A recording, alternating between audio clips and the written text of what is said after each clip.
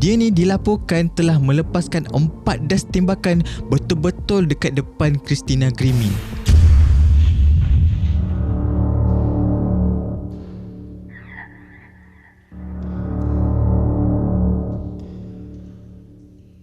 Assalamualaikum, selamat datang ke Amrish TV. Okay, hari ni mungkin korang nampak setup aku lain sikit. Selalunya aku pakai lavalier mic, gunakan audio recorder aku. Aku ingatkan benda ni dah bercharge, tapi aku tengok benda ni tak bercharge pun. So aku terpaksa lah guna setup baru aku ni, yang selalu korang nampak mic ni tergantung kat belakang aku ni kan. So dia sekarang ni dekat depan aku pula, berbakti untuk aku pula. Okay, hari ni kita nak bersembang tentang hari ni kita nak bahaskan tentang kes-kes pembunuhan selebriti yang dilakukan oleh peminat mereka sendiri. So aku tak nak banyak cakap, jom kita roll it. John Lennon The Beatles.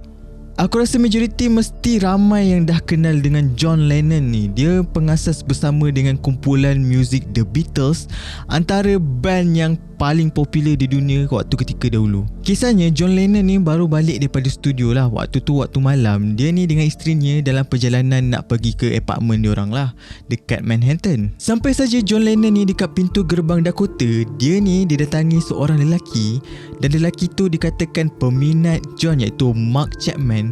Dia ni datang-datang je terus lepaskan tembakan sebanyak 5 das berturut-turut. Lepas kejadian tu, John ni dikejarkanlah ke hospital yang terdekat dekat Roosevelt. Ya, Roosevelt. Dan dipendekkan cerita, John ni diumumkan meninggal dunia waktu dia betul-betul sampai dekat hospital tu, kira-kira dalam pukul 11 malam macam tu. He died at Roosevelt Hospital. Police have a suspect in custody. Dikatakan sebelum kejadian, John Lennon ni ada buat sesi tanda tangan album dia lah, yang itu Double Fantasy. Dan Mark ni ada dekat situ dan dah dapatkan tanda tangan John Lennon ni, tapi still lagi tak tahu apa motif dia membunuh John Lennon tu. Dan dipendekkan cerita, Mark Chapman ni mengaku bersalah lah dan dijatuhkan hukuman penjara 20 tahun atau seumur hidup, dan dia masih lagi ada dekat penjara sehingga sekarang ni. Dimebag Darrell Pantera. Dimebag Darrell ataupun nama sebenarnya Darrell Aboy telah ditembak waktu dia buat persembahan dekat atas pentas. Pembunuhan tu dilakukan oleh bekas tentera laut Amerika Syarikat yang dikenali sebagai Nathan Gale. Waktu kejadian, orang ramai nampak Nathan Gale ni terus naik ke atas pentas dan terus melepaskan tembakan jarak dekat Dimebag Darrell ni. You can see shooter Nathan Gale in a black jacket and baseball cap charging on a stage and pulling out a gun. He was headed straight for Dimebag Darrell, the band's lead guitarist. Tak cukup dengan tu, Nathan ni mengamuk dekat atas pentas dan terus menembak ataupun membunuh ketua keselamatan band Damage Plan ni, iaitu Jeffrey Thompson dan Erica Hawk. Yang lagi sedih pada aku, ada seorang ni, Nathan Bray, dia cuba naik ke atas pentas dan nak buat CPR dekat Darrell, dan pada waktu tu Nathan Gale ni nampak dan dia terus menembak Nathan Bray ni dan terus terlantar dekat atas pentas. Jumlah kematian dekat konsert tu adalah 5 orang termasuk Nathan Gale. Sebab apa? Sebab dia ditembak oleh seorang pegawai polis ni bernama James Nick Mayer, dan polis masih lagi tak kenal pasti apa motif sebenarnya kenapa Nathan Gale ni bunuh Dimebag Darrell ni. Tapi ibu Nathan Gale ni ada buat satu kenyataan yang anak dia ni memang ada sakit mental. Aku tak tahulah, assumption aku mungkin ada something yang Dimebag Darrell ni dah buat dekat Nathan Gale ni. Mungkin tak layan dia waktu konsert ke, ataupun ada cakap something yang buatkan dia terasa ke, sampai dia marah sangat macam tu, sampaikan dia sanggup tembak Dimebag Darrell ni betul-betul dekat atas pentas, dekat depan-depan ni. Pam, amik kau. Aku rasa mungkin macam tu lah. Aku tak tahu. Apa pendapat korang? Komen kat bawah. Tupac Shakur. Nama sebenar beliau adalah Tupac Amaru Shakur, seorang rapper dan pelakon yang sangat terkenal. Album dia dah terjual lebih 75 juta unit dekat seluruh dunia dan jadikan dia salah seorang artis dengan album paling laris di dunia. Tupac ni telah ditembak pada 7 September 1996. Dilaporkan ada kejadian tembak-menembak lah dekat Las Vegas ni pada pukul 11.15 macam tu, dan Tupac Shakur ni dia naik kereta dan pada waktu tu dia tengah menunggu lampu merah lah kan. Dan waktu tunggu lampu merah tu, dia ditembak sebanyak 4 das time dia naik kereta tu. 2 das dekat dada, 1 das dekat tangan dan 1 das lagi dekat peha. 6 hari kemudian, Tupac ni menghembuskan nafas terakhir sebab kegagalan pernafasan dan membawa kepada serangan jantung. Rap superstar Tupac Shakur's life had just been taken. Actually pembunuh Tupac Shakur ni masih lagi misteri, masih lagi tak dijumpai. Tapi dekat dokumentari Murder Rap mengatakan Dwayne Anderson ni telah mengesahkan bahawa anak saudara dia yang bertanggungjawab atas pembunuhan Tupac Shakur ni iaitu Orlando Anderson. Rebecca Schaeffer.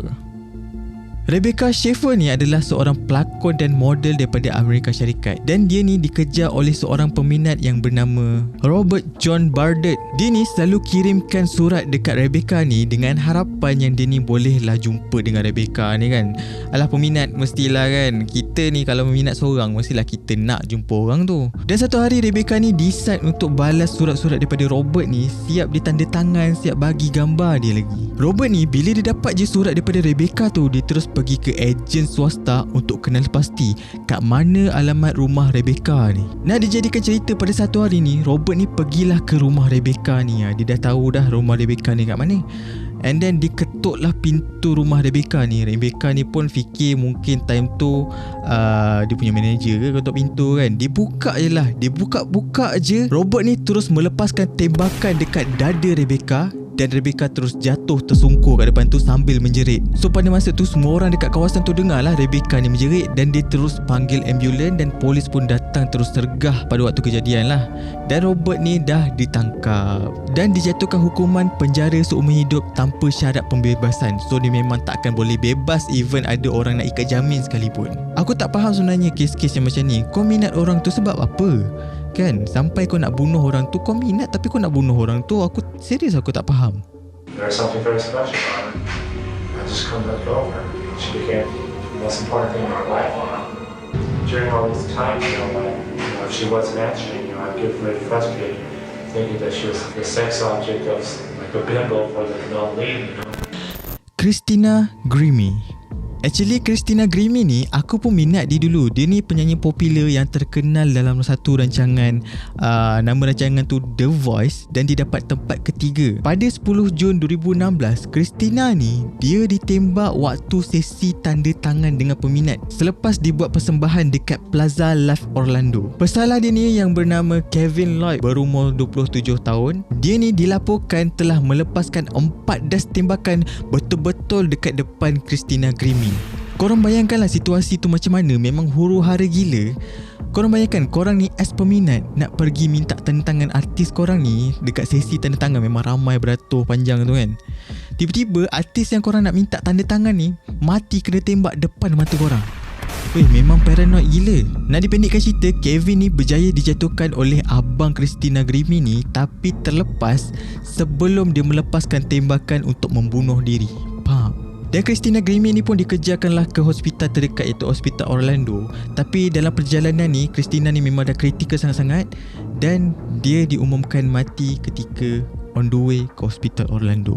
Christina Grimmie, she was shot and killed after her concert last night. Well, she was signing autographs when a man walked up to her and opened fire. Polis Orlando mengatakan Kevin ni datang ke konsert Christina Grimmie ni dengan membawa 2 pistol dan ada peluru tambahan dan sebilah pisau. Nampaklah dekat situ daripada awal memang Kevin ni niat nak membunuh Christina Grimmie ni. Motif pembunuhan tak dikenal pasti, tapi bila dah dikaji selidik, dia ni ada memuat naik something dekat social media dia, macam status by status lah kan, tak tahulah Twitter ke Facebook ke kan. Dia katakan Kevin ni memang terlalu obses dengan Christina Grimmie ni sampaikan dia sanggup turunkan berat badan dia untuk nampak menarik dekat depan Christina Grimmie ni. Tapi dikatakan dekat satu konsert ataupun dia pernah jumpa Christina Grimmie ni, tapi Christina Grimmie ni tak layan dia, dan dari situ dia decide untuk membunuh Christina Grimmie ni. Dan dia ada cakap, kalau aku tak boleh dapat Christina Grimmie, tak ada siapa boleh dapat Christina Grimmie. Itu dia punya kata-kata dia. Aku boleh cakap pembunuhan ni adalah pembunuhan yang pentingkan diri. Kau dah terlalu obses dengan orang tu kan. Kau tak fikir, kau fikir diri kau je nakkan dia tapi kau tak dapat kan. Kau tak fikir orang lain, kau tak fikirkan keluarga dia, kau tak fikirkan orang yang ada dekat situ yang trauma dengan kejadian tu. Depan mata orang mati kena tembak. Mana tahu kat situ ada budak-budak kan. Weh, trauma weh. kat situ. Kalau confirm paranoid gila time tu. Aku boleh jamin budak-budak tu ataupun orang-orang yang ada kat situ akan fobia untuk datang ke konsert siapa-siapa sebab takut kejadian berulang lagi. Aku tak tahulah. Itu 2016 tau. Itu pun dah ada orang-orang macam tu lagi kan. Dunia yang sekarang ni, tahun yang sekarang ni 2022, banyak gila aku dengar cerita orang psycho sekarang ni. Ada yang sanggup penggal kepala isteri, sanggup ni lah tu lah ni lah. Aku tak tahulah. Aku pening dengan dunia sekarang ni. So itulah kes pembunuhan selebriti yang dilakukan oleh peminat dia sendiri. Terlampau obses sampai kau nak bunuh sampai kau nak bunuh selebriti ke yang kau minat. Aku tak faham dia punya apa relatednya kau nak minat dengan bunuh. Kau bunuh orang tu dah tak ada, macam mana kau nak minat lagi? Mungkin ada kes-kes lagi yang korang berminat nak aku bahaskan, boleh komen kat bawah.